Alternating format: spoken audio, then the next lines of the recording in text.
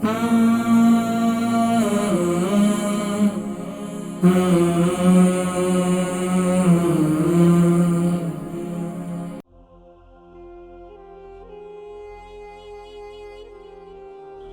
नाज़रीन किराम, अल्हम्दुलिल्लाह तुम्मा अल्हम्दुलिल्लाह। अल्लाह तबारक व तआला का बड़ा करम और उसका शुक्र अज़ीम है कि उसने हम सबको सेहत और सलामती नसीब फरमाई। नाज़रीन किराम, हमें अपने आज़ा की सलामती पर अल्लाह का बहुत ज़्यादा शुक्र अदा करना चाहिए। यकीन जानिए कि अगर किसी की एक उंगली नहीं है ना, उस उंगली की कदर उससे पूछिए, या किसी की उंगली का एक नाखून नहीं है, उससे पूछिए कि उसकी कदर क्या है। और फिर अगर किसी के किसी अज़्व में तकलीफ है और वो उस तकलीफ से गुजर रहा है या गुजर रही है, उससे पूछिए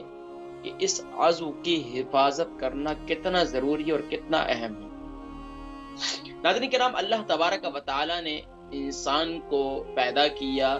और उसकी जिस्मानी जो साख्त है उसमें हाथ भी हैं, पाँव भी हैं, कान भी हैं, बज़ाहिर जो आज़ा हैं वो भी नज़र आ रहे हैं, और कुछ आज़ा ऐसे हैं जो अंदरूनी तौर पर फंक्शन कर रहे हैं। उनमें से एक जो खास तौर पर एक हमारा गला है, और गले के पास अल्लाह तबारक व तआला ने एक गुदूद रखा हुआ है, जिसे अगर उसमें खराबी हो जाए तो उसमें कहते हैं कि ये थायराइड ग्लैंड के सिस्टम में खराबी पैदा हो गई। आज इस पर हमने गुफ्तगू करनी है कि अक्सर लोग जो मुख्तलिफ अमराज का शिकार होते हैं, और वो मुख्तलिफ अमराज का शिकार होने के साथ साथ वो डॉक्टर्स के पास भी जाते हैं, हुक्मा के पास भी जाते हैं, मुख्तलिफ टेस्ट वगैरह भी करवाते हैं, लेकिन उनकी बीमारी की तशखीस नहीं हो पाती। वो परेशान होते हैं कि यार अब हमारी बीमारी, डॉक्टर भी परेशान हो जाते हैं, हुक्मा भी परेशान हो जाते हैं कि यार अब इसकी जो तमाम टेस्ट हैं वो भी क्लियर आ रहे हैं, कोई प्रॉब्लम भी नहीं हो रही, आखिर वजह क्या है।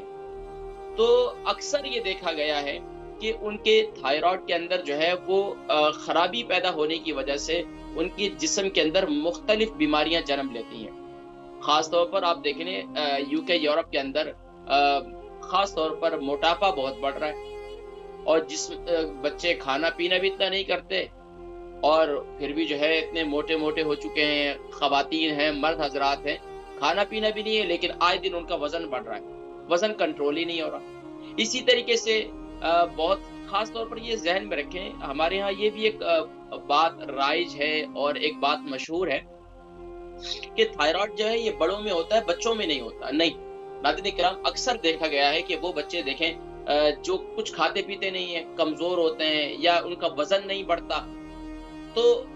वो भी अक्सर थायराइड का शिकार होते हैं। अच्छा, वो सिर्फ अगर उनमें बसा औकात हमने टेस्ट करवाए कि अगर उनके वालिदैन, खासतौर पर वालिदा,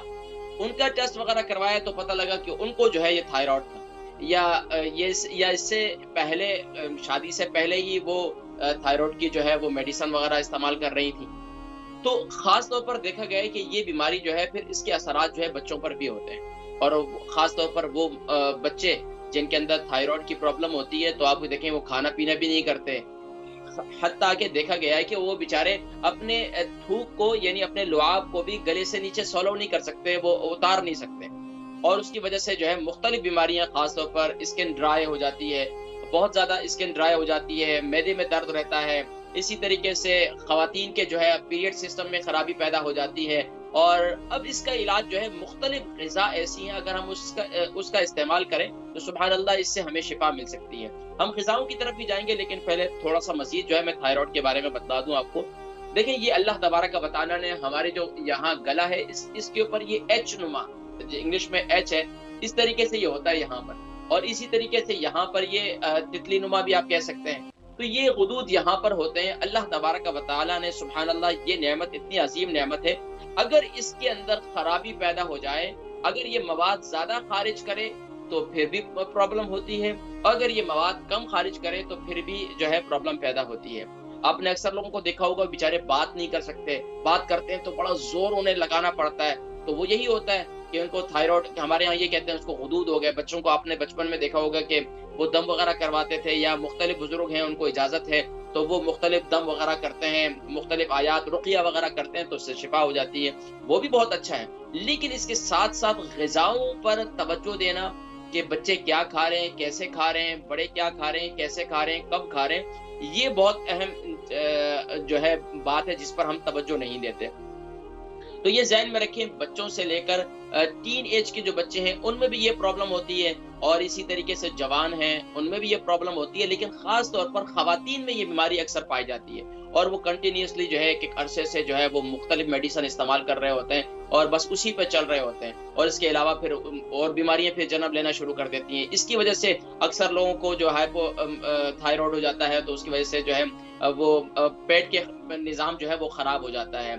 کسی کو جو ہے وہ ہائپر تھائرائڈ ہوتا ہے، کسی کو ہائپو تھائرائڈ ہوتا ہے، تو اس کی وجہ سے کیا ہوتا ہے، قبض کی شکایت بھی ہو جاتی ہے، اور اسی طریقے سے موشن بھی، ڈائریا بھی ہو جاتا ہے، اور اس کے علاوہ خاص طور پر